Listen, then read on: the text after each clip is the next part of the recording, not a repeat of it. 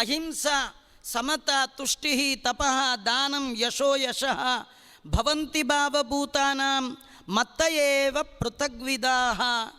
ಭಗವಂತ ಹೇಳ್ತಾ ಇದ್ದಾನೆ, ಯಾರಿಗಾದರೂ ಒಳ್ಳೆ ಬುದ್ಧಿ ಇದೆ, ಅದನ್ನು ನೋಡಿ ನಾನು ಕೊಟ್ಟದ್ದು ಅಂತ ತಿಳ್ಕೊಳ್ಳಿ. ಯಾರಿಗಾದರೂ ಬುದ್ಧಿ ಇಲ್ಲ, ಅದು ನಾನು ಕೊಟ್ಟದ್ದು ಅಂತಲೇ ತಿಳ್ಕೊಳ್ಳಿ.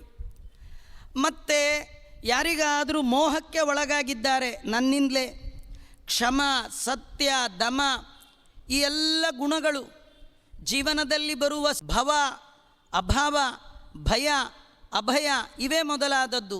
ಅಹಿಂಸಾ, ಸಮತ, ತೃಪ್ತಿ, ದಾನ, ಯಶಸ್ಸು, ಅಯಶಸ್ಸು, ಭವಂತಿ ಭಾವಾಹ ಭೂತಾನಾಂ, ಪ್ರಾಣಿ ಪ್ರಪಂಚಕ್ಕೆಲ್ಲ ಇವು ಭಾವ ಅಂದರೆ ಭವಿಸೋದು, ಉಂಟಾಗೋದು ಮತ್ತಯೇವ ನನ್ನಿಂದಲೇ. ನಾವು ಅವ್ರು ಹೀಗೆ ಇವ್ರು ಹಾಗೆ ಯಾರ್ಯಾರ ಬಗ್ಗೆ ಮಾತಾಡ್ತಿದ್ದೀವಿ, ಆದರೆ ಒಳಗಿರುವ ಭಗವಂತನನ್ನು ಮರಿಬೇಡ ಅಂತಾರೆ. ಯಾರಿಗೇನೇ ಬಂದಿದ್ದರೂ ಅದೆಲ್ಲ ನನ್ನಿಂದ ಅಂತ ತಿಳ್ಕೊ. ಪೋಪು ದಿಪ್ಪುದು ಬಪ್ಪುದೆಲ್ಲವ ರಮಾಪತಿಗೆ ಅಧಿಷ್ಠಾನವೆನ್ನೋ.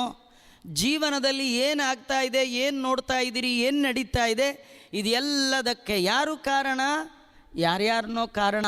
ವಿಭೂತಿಯನ್ನು ನೋಡಿ, ವೈಭವವನ್ನು ನೋಡಿ. ನಿಮಗೊಂದು ಉದಾಹರಣೆ ಹೇಳ್ತೀನಿ.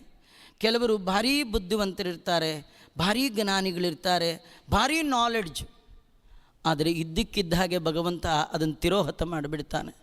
ತಿರೋಹತ ಮಾಡಿ ಕೋಮಾ ಸ್ಟೇಜ್ಗೆ ಹಾಕಿಬಿಟ್ಟ ಅಂದರೆ ಎದುರಿಗೆ ಹೆಂಡತಿ ನಿಂತರೂ ಕೂಡ ಐಡೆಂಟಿಫೈ ಮಾಡುವ ಯೋಗ್ಯತೆ ಇಲ್ಲದ ಹಾಗೆ ಮಾಡಿಬಿಡ್ತಾನೆ. ಜೀವನದಲ್ಲಿ ತಮ್ಮನ್ನು ಪರಿಪೂರ್ಣವಾಗಿ ತೊಡಗಿಸಿಕೊಂಡು ಬೇಕಾದ ವೇದಾಂತವನ್ನು ಪಾಠ ಪ್ರವಚನ ಮಾಡಿದವರೂ ಕೂಡ ಒಂದೊಂದು ದಿನ ಎಲ್ಲ ಸ್ಮೃತಿಯನ್ನು ಕಳ್ಕೊಂಡು ಜೀವ ಇರುವ ಬೊಂಬೆಯಾಗಿಬಿಡ್ತಾರೆ. ಇದು ಯಾರು ಮಾಡಿದ್ದು? ಅವತ್ತು ಯಾರು ಮಾಡಿದ್ದು? ಅವತ್ತಷ್ಟು ಜ್ಞಾನ ಕೊಟ್ಟದ್ದು ಯಾರು? ಇವತ್ತು ಜ್ಞಾನ ತಿರೋಹತ ಮಾಡಿದ್ದು ಯಾರು? ಸುಖ ಕೊಟ್ಟದ್ದು ಯಾರು? ಎಷ್ಟೋ ಜನಗಳಿಗೆ ಭಾರೀ ಒಂದು ಕ್ಷಮಾಗುಣ, ಸತ್ಯ ಹೇಳುವ ಗುಣ, ಶಮೋ ಮನ್ನಿಷ್ಠತಾ ಬುದ್ಧೇಹೇ ದಮ ಇಂದ್ರಿಯ ನಿಗ್ರಹ. ಒಳ್ಳೆ ಇಂದ್ರಿಯ ನಿಗ್ರಹ ಸರ್. ಚಾತುರ್ಮಾಸ್ಯ ಕಾಲದಲ್ಲಿ ಕಠಿಣವಾಗಿ ಚಾತುರ್ಮಾಸ್ಯವನ್ನು ಮಾಡ್ತಾರೆ. ಒಂಚೂರು ಅವ್ರ ನಾಲ್ಗೆ ಅಪ್ಪಿ ತಪ್ಪಿ ಕೂಡ ತಿನ್ನಬೇಕು ಹೋಗಲ್ಲ. ಏನು ಆಚಾರ್ಯ, ಏನು ಸ್ಟ್ರಿಕ್ಟಾಗಿ ಪಾಲಿಸ್ತಾರ್ರಿ, ಏನು ಮಾಡಿ ಅನ್ಬೇಡಿ. ಒಳಗೆ ನಿಂತು ಭಗವಂತ ಅವನ ವೈಭವ ನೋಡ್ರಿ. ಇಂದ್ರಿಯ ನಿಗ್ರಹ ಅವನಿಂದ. ಭಗವಂತನಲ್ಲಿ ಮನಸ್ಸು ಶಮೋ ಮನ್ನಿಷ್ಠತಾ ಬುದ್ಧೇಹೇ. ಬುದ್ಧಿ ಭಗವಂತುವಿಕೆ ಇದೆಯಲ್ಲ, ಅದು ಅವನು ಕೊಟ್ಟರೆ ಉಂಟ್ರಿ, ನಾವೇ ಏನೂ ಮಾಡಲಿಕ್ಕೆ ಸಾಧ್ಯ ಇಲ್ಲ. ಕರೆಕ್ಟ್ ಹೇಳಿದ್ರಿ ಆಚೆ. ಅದಕ್ಕೆ ನಾನು ಏನು ಮಾಡೋಕ್ಕೆ ಹೋಗಲ್ಲಪ್ಪ, ಸುಮ್ಮನೆ ಊಟ ತಿಂಡಿ ಮಾಡ್ಕೊಂಡಿದ್ದೀನಿ ಆರಾಮಾಗಿ. ಹಾಗರ್ಥ ಅಲ್ಲ ರೀ. ನಿಮ್ಮದು ಪ್ರಯತ್ನ ಇರಬೇಕು. ನಿಮ್ಮ ಪ್ರಯತ್ನ ಅಂದರೆ ಅಧೀನವಾದ ಪ್ರಯತ್ನ. ಸ್ವತಂತ್ರವಾಗಿ ನಮಗೇನಿಲ್ಲ. ನಾವೇನು ಮಾಡಿದ್ರೂ ಅದು ಭಗವಂತನದೇ. ನಮ್ಮ ಯೋಗ್ಯತೆ ಮೀರಿ ಅವನು ಏನು ತಿಳಿದಿರಬೇಕು. ನಾವು ಎಲ್ಲವೂ ನನ್ನಿಂದೆ ಆಗ್ತಕ್ಕಂಥದ್ದು. ನನ್ನನ್ನು ಬಿಟ್ಟು ಮತ್ತಾರೂ ಇದಕ್ಕೆ ಕಾರಣ ಹೇಳಿ. ಮಹರ್ಷಯ ಸಪ್ತ ಪೂರ್ವೇ ಚತ್ವಾರೋ ಮನವಸ್ತಥಾ ಮದ್ಭಾವ ಮಾನಸಾ ಜಾತ ಯೇಷಾಂ ಲೋಕ ಇಮಾ ಪ್ರಜಾ. ಹಿಂದಿನ ಮನ್ವಂತರದಲ್ಲಿ ಇದ್ದ ವಸಿಷ್ಠರೇ ಮೊದಲಾದ 7 ಜನ ಋಷಿಗಳು, ಮಕ್ಕಳು ಮೊಮ್ಮಕ್ಕಳು ಅಂತ ಕಾಣುವ ಎಲ್ಲ ಪ್ರಜೆಗಳು, ಪೂರ್ವಕಲ್ಪದಲ್ಲಿ ಬ್ರಹ್ಮಮಾನಸ ಪುತ್ರರಾದ ಸ್ವಯಂಭುವ ಮೊದಲಾದ ಮನುಗಳು, ಇವರೆಲ್ಲರಿಗೆ ನಾನೇ ಕಾರಣ ಅಂತ ತಿಳ್ಕೊ. ನನ್ನಿಂದಲೇ ಇವರ ಹುಟ್ಟು.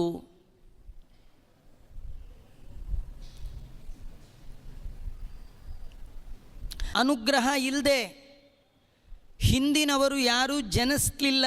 ಇದರರ್ಥ ಇಂದಿನವರು ಅವನ ಅನುಗ್ರಹದಿಂದಲೇ ಜನಿಸಿದ್ದಾರೆ. ಮುಂದಿನ ಮನ್ವಂತರದಲ್ಲಿ ಯಾರು ಬಂದರೂ ಕೂಡ ಅವರೆಲ್ಲರ ಹುಟ್ಟಿಗೆ ನಾನೇ ಕಾರಣ. ಹೀಗೆ ತಿಳ್ಕೊ. ಏತಾಂ ವಿಭೂತಿ ಯೋಗಂಚ ಮಮ ಯೋ ವೇತ್ತಿ ತತ್ವತಃ ಏನ ಯುಜ್ಯತೆ ಯತ್ರ ಸಂಶಯ.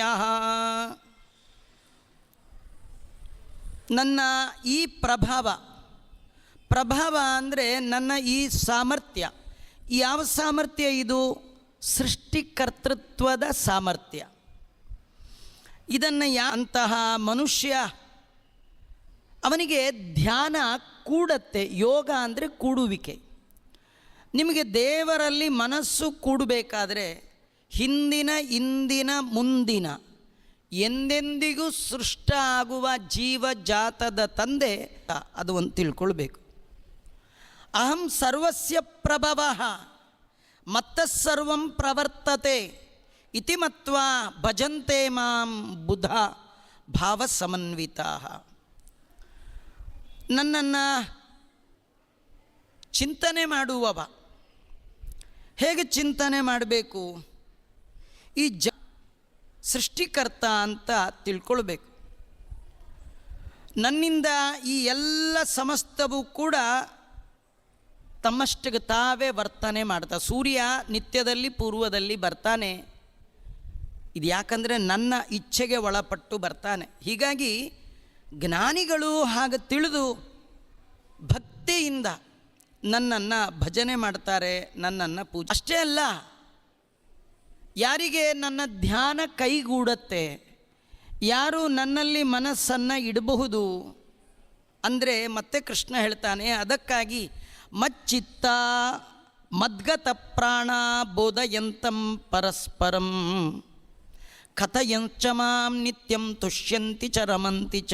ಯಾವಾಗಲೂ ನನ್ನಲ್ಲೇ ಮನಸ್ಸು ಅಂದರೆ ಆ ಮನಸ್ಸಿನಲ್ಲಿ ದೇವರ ವಿಚಾರ ಸದಾ ಇರಬೇಕು, ಅವ್ರಿಗಿರುತ್ತೆ. ಮದ್ಗತ ಪ್ರಾಣ ಅಂದರೆ ಇಂದ್ರಿಯಗಳು, ಎಲ್ಲ ಇಂದ್ರಿಯಗಳನ್ನು ಭಗವಂತನ ಕಡೆಗೆ ತಿರುಗಿಸಿರ್ತಾರೆ. ಬೋಧಯಂತ ಪರಸ್ಪರಂ, ಇಬ್ಬರು ಕೂತಿರ್ತಾರೆ, ಗುರು ಶಿಷ್ಯ. ಗುರು ಶಿಷ್ಯನಿಗೆ ದೇವರ ಬಗ್ಗೆ ಕೇಳ್ತಿರ್ತಾನೆ. ಇಬ್ಬರ ನಡುವೆ ನಡೆಯುವ ತಪಸ್ಸು ದೊಡ್ಡ ತಪಸ್ಸು. ಆ ತಪಸ್ಸಿನಿಂದಲೂ ಕೂಡ ನನ್ನ ಧ್ಯಾನ ಕೈಗೂಡುತ್ತೆ. ದೊಡ್ಡ ತಪಸ್ಸ್ರಿ. ಪಾಠ ಪ್ರವಚನದಲ್ಲಿ ನೋಡಿ, ಹೇಳುವ ಗುರುಗಳಿಗೆ ಏಕಾಗ್ರತೆ ಇಲ್ಲದೆ ಇದ್ದರೆ ಪಾಠ ಹೇಳಲಿಕ್ಕಾಗಲ್ಲ. ಕೇಳುವ ವಿದ್ಯಾರ್ಥಿಗೆ ಮನಸ್ಸು ಡೈವರ್ಟ್ ಆದರೆ ಅವನಿಗೂ ಏನು ಕೇಳಲಿಕ್ಕಾಗಲ್ಲ. ಹೇಳುವ ಇಬ್ಬರ ಜ್ಞಾನ ಅದು ದೇವರಲ್ಲಿ ಇತ್ತು ಅಂತಾದರೆ ಅಂದರೆ ಮಾತ್ರ ನಿಮಗೆ ಯೋಗ ಕೈಗೂಡುತ್ತೆ. ಕಥಯಂತಶ್ಚ ಮಾಂ ನಿತ್ಯಂ ತುಷ್ಯಂತಿ ಚ ರಮಂತಿ ಚ. ನನ್ನ ಬಗ್ಗೆನೇ ವಿಚಾರ ಮಾಡ್ತಾ ಮಾಡ್ತಾ ಮಾಡ್ತಾ ತುಷ್ಯಂತಿ, ರಮ ಪಡ್ತಾರೆ, ಆನಂದ ಪಡ್ತಾರೆ. ಭಗವಂತನ ವಿಷಯ ಹೇಳುವವನಿಗೆ ಆನಂದ, ಕೇಳುವಾಗ ಕೇಳುವವನಿಗೂ ಆನಂದ. ಅಂಥವರಿಗೆ ಮಾತ್ರ ಭಗವಂತನಲ್ಲಿ ಮನಸ್ಸು ಕೂಡುತ್ತೆ. ಧ್ಯಾನ ಯೋಗಕ್ಕೆ ಅವನು ಫಿಟ್ ಆಗ್ತಾನೆ. ತೇಷಾಂ ಸತತಯುಕ್ತಾನಾಂ ಭಜತಾಂ ಪ್ರೀತಿಪೂರ್ವಕಂ ದದಾಮಿ ಬುದ್ಧಿಯೋಗಂ ತಂ ಯೇನ ಮಾಂ ಉಪಯಾಂತಿ ತೇ.